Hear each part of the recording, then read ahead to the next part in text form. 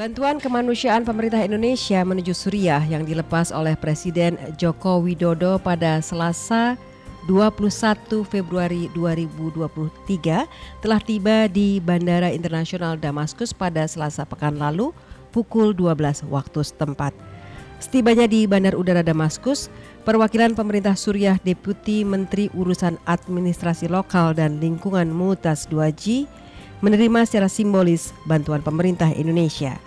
Penyerahan tersebut dilakukan oleh Deputi Bidang Koordinasi Pemerataan Pembangunan Wilayah dan Penanggulangan Bencana Kemenko PMK Letjen TNI Purnawirawan Sudirman bersama Deputi Penanganan Darurat BNPB Maijen TNI Fajar Setiawan. Utusan BNPB Fajar Setiawan mengatakan pengiriman bantuan ini sebagai dukungan pemerintah Indonesia kepada pemerintah Suriah dan masyarakat terdampak gempa bumi magnitudo 7,8 yang berpusat di wilayah Turki. Dan MG Listeners, untuk mengetahui informasi terkini, kita akan segera bergabung dengan jurnalis MGN Desi Fitriani langsung dari Suriah. Selamat sore waktu Indonesia, Desi di sana? Di sini masih pagi mau siang. Masih pagi. Selamat siang. Ya, selamat siang ya di Suriah. Ya. Sampai hari ini bagaimana pencarian korban gempa di Suriah? Ya, baik Mbak Fida dan juga MG Listener, bahwa sampai hari ini adalah minggu ketiga pencarian korban bencana gempa yang terjadi pada tanggal 6 Februari lalu masih terus dilakukan di Suriah, tepatnya di beberapa lokasi di Latakia, di Aleppo dan juga di Hama. Tetapi pencarian untuk di beberapa lokasi tersebut memang secara tidak langsung sudah hampir berhenti, karena sampai sejauh ini pencarian jenazah di beberapa lokasi di Suriah yang tepatnya dekat dengan perbatasan Kamar Maras dan juga Hatay di Turki. Sampai hari ini tercatat lebih dari 6.000 korban gempa di Suriah dari beberapa lokasi tersebut, dan dari keseluruhan dengan yang di Turki mencapai hampir 51.000 jiwa. Dan berbeda penanganan gempa di Turki dan juga di Suriah, di kawasan perbatasan Suriah ini. Kalau di Turki dengan menggunakan banyak alat berat dengan teknologi yang lebih canggih dengan bantuan kemanusiaan dari berbagai negara, tetapi di Suriah ini karena tidak sebanyak bantuan kemanusiaan dan peralatan yang ada di Turki, jadi peralatan menggunakan apa yang ada.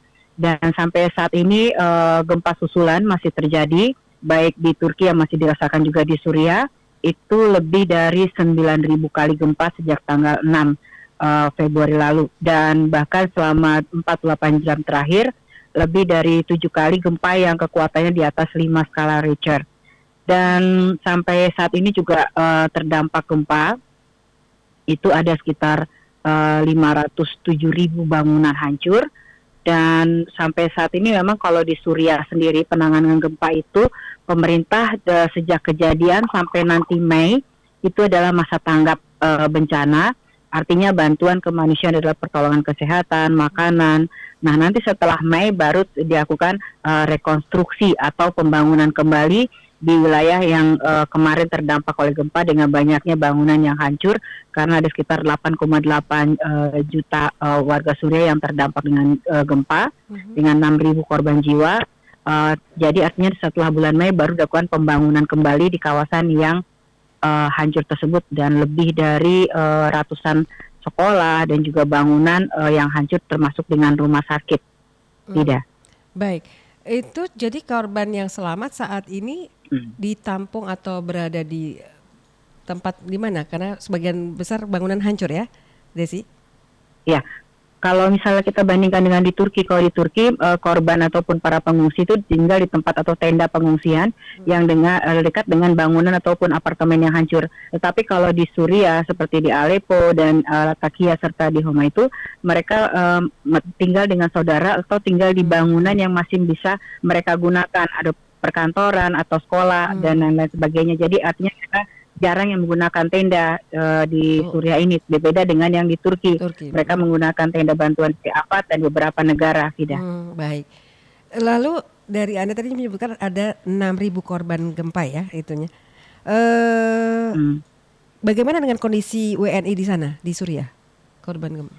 Ya, memang di Suriah ini memang ada sekitar yang tercatat secara resmi di KBRI ada sekitar 900 jiwa atau terdiri dari mahasiswa, pekerja.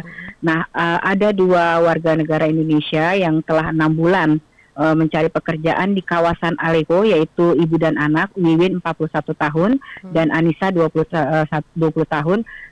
Mereka asal Indramayu, datang 6 bulan yang lalu dengan menggunakan visa pekerja secara legal dan direkrut oleh pekerja atau agen di sini. Pada saat kejadian dia berada di agen Aleppo dan belum mendapatkan pekerjaan, belum mendapatkan tempat untuk mereka bekerja. Tetapi setelah gempa tersebut pada tanggal 12 dari KBRI Damaskus mendatangi agen dan membawa Ibu Wiwin dan Anissa anaknya ke rumah singgah KBRI yang ada di Aleppo. Nah, mereka memang kemarin itu dari pantauan reporter MGM juga Adil Asih yang berada di Aleppo berharap bisa pulang kembali ke tanah air karena mereka trauma.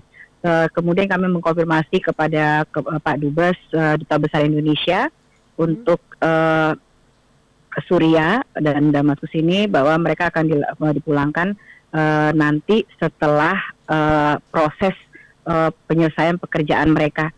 Dan selain itu juga ada warga negara Indonesia yang ada di Hama, itu Sarmini. Dia sudah 15 tahun tinggal di Suriah bersama suami dan anaknya. Atap rumahnya sedikit rusak dan kemarin sudah mendapatkan bantuan dari BNPB pusat, Kemenlu serta dari KBRI Damaskus sendiri. Dan Fida, ini kita dengarkan wawancara kami dengan Duta Besar Indonesia untuk Suriah, Bapak Wajid Fauji. Sebenarnya apa yang terjadi, Pak? 2 WNI tersebut pada saat gempa mereka berada di kantor agen yang yang mengurusi mereka. 2 WNI tersebut adalah pekerja migran Indonesia yang dalam proses untuk bekerja di Suriah. Saat itu mereka masih di agen, jadi masih belum mulai bekerja. Lalu terjadilah gempa dan pasti ada trauma. Tidak hanya WNI yang trauma, semua warga Aleppo waktu itu mengalami trauma itu. KBRI mengambil kebijakan untuk memindahkan dari kantor agen itu ke tempat istilahnya kita adalah shelter atau penampungan yang disewa atau dikelola oleh kedutaan besar. Mereka berada di sana saat ini dan alhamdulillah dalam keadaan baik. Kita sekarang bukan mengurusi dia sebagai korban gempa, tapi kita urusi mereka prospek pekerjaan mereka atau masalah-masalah yang dihadapi dalam pekerjaannya sebagai pekerja migran. Akan dipulangkan ke tanah air atau tetap di sini mereka, Pak? Jika mereka sudah selesai masalahnya, pasti sebaiknya kembali ke tanah air. Namun semuanya harus sesuai dengan aturan yang berlaku. Jika semua sudah memungkinkan, kita kembalikan ke tanah air. Baik, Pak, makasih. Halo, Desi? Iya, Mbak Fida. Ya, dengan kondisi yang saat ini terjadi dan ada di sana, bagaimana apa bantuan dan bagaimana tim kemanusiaan Mercy di Suriah membantu para korban? Ya, memang Fida, bantuan kemanusiaan Indonesia tidak hanya datang dari BNPB yang kemarin menggunakan 2 pesawat membawa bantuan selimut, alat pemanas, makanan, ada juga rendang dan pakaian yang tiba minggu kemarin, tapi juga dari NGO Indonesia untuk pertama kalinya masuk secara resmi lewat Damaskus. Mereka adalah tim Mercy Indonesia yang berangkat dari Jakarta, kemudian membantu penanganan gempa di Turki, di Kahramanmaraş dan juga di Hatay, kemudian terbang ke Suriah ini melalui jalur darat dari Jordania. Dan mereka sudah tiba 3 hari yang lalu dengan membawa peralatan obat-obatan dan juga sampai dengan peralatan bedah. Sampai sejauh ini karena memang seperti halnya di Turki semuanya harus melakukan prosedur pelaporan kalau di Turki dengan Abad Afat, tetapi di Suriah sendiri harus melalui Kementerian Kesehatan dan dibantu oleh KBRI Damaskus di Suriah ini. Jadi seluruh bantuan ataupun tim medis yang dari Mercy sudah melapor kepada Kementerian Kesehatan dan ke KBRI, tinggal menunggu penempatan dan penyerahan dari bantuan kemana mereka akan ditempatkan, apakah di Latakia dan di Aleppo untuk membantu korban gempa. Memang suasana di Turki dan di Suriah ini berbeda, Fida. Kalau di Turki memang suasananya memang suasana gempa, tetapi di sini gempa bercampur dengan konflik karena pada tanggal 23 kemarin masih ada serangan roket ke kota Damaskus. Nah, permasalahan di lokasi pengungsian sendiri bahwa sebagian besar kekurangan air dan juga listrik, tidak hanya di Latakia, Aleppo, Hama dan Idlib, tapi juga di kota Damaskus sendiri listrik itu sering mati. Dan ini beruntung kita masih bisa telepon karena biasanya tuh signal naik turun di sini. Nah, BNPB sendiri juga kemarin sudah memberikan bantuan ke sekolah untuk para pengungsi, ke sekolah Yahya Hailani di Aleppo yang diikuti oleh reporter kami Ardi Lase, dan di situ juga memberikan bantuan sumbangan. Tetapi sebagian bantuan sumbang itu diserahkan lewat Bulan Sabit Merah, artinya NGO ataupun yang menangani hal ini bersama dengan Kementerian Kesehatan, nanti mereka yang akan menyalurkan ke lokasi-lokasi pengungsian.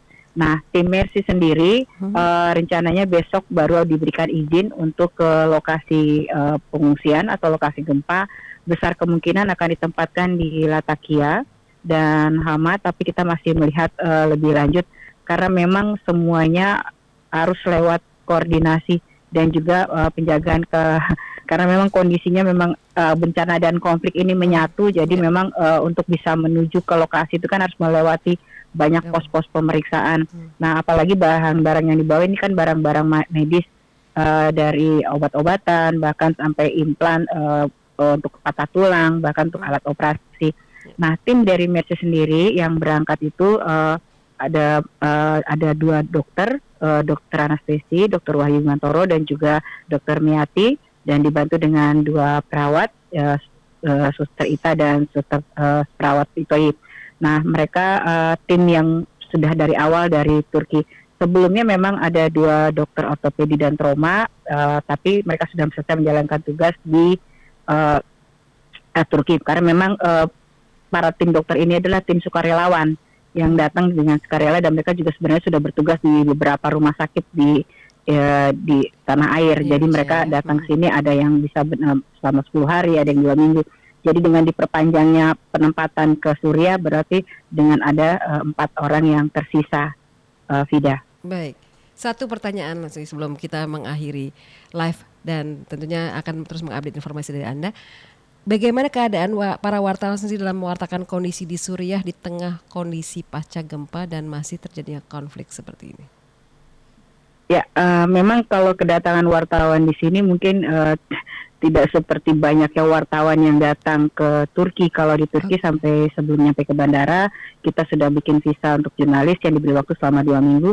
Tetapi di sini memang agak sulit, jadi memang kita juga ngambil gambarnya dan harus hati-hati karena memang dari kemarin agak susah karena kita memang banyak penjagaan di lokasi ini. Nah, karena kita Metro TV atau MGM Group menempel dengan Mercy, otomatis mengikuti keberangkatan dari Mercy sendiri. Dan Vida, mungkin dapat kami laporkan juga bahwa memang penanganan gempa di Suriah memang agak berbeda dengan di Turki dari secara keseluruhan. Nah, bantuan yang datang di dunia kepada Suriah dan juga Turki, lebih banyak bantuan yang datang ke Turki karena selain di sana visanya on arrival, sementara kalau ke Suriah sendiri harus dengan visa resmi, dan juga mereka tidak seluruhnya karena memang masih dengan negaranya kayak sepertinya biasa saja, tapi tidak menutup kemungkinan tiba-tiba ada ledakan bom atau roket dan lain sebagainya. Bahkan kemarin sampai tidak hanya di daerah perbatasan situ, tapi juga di Damaskus ini. Ya, ada kira-kira dari tempat saya sekarang ini sekitar 7 kilo karena tadi malam saya juga melihat lokasi bekas ledakan tanggal 23 kemarin. Nah, artinya memang agak sedikit berhati-hati di sini, tidak sebebas kami meliput di Turki untuk penanganan gempa tersebut. Tidak. Baik, terima kasih jurnalis MJN Desi Fitriani. Selamat bertugas kembali dan tetap jaga kesehatan dan keselamatan.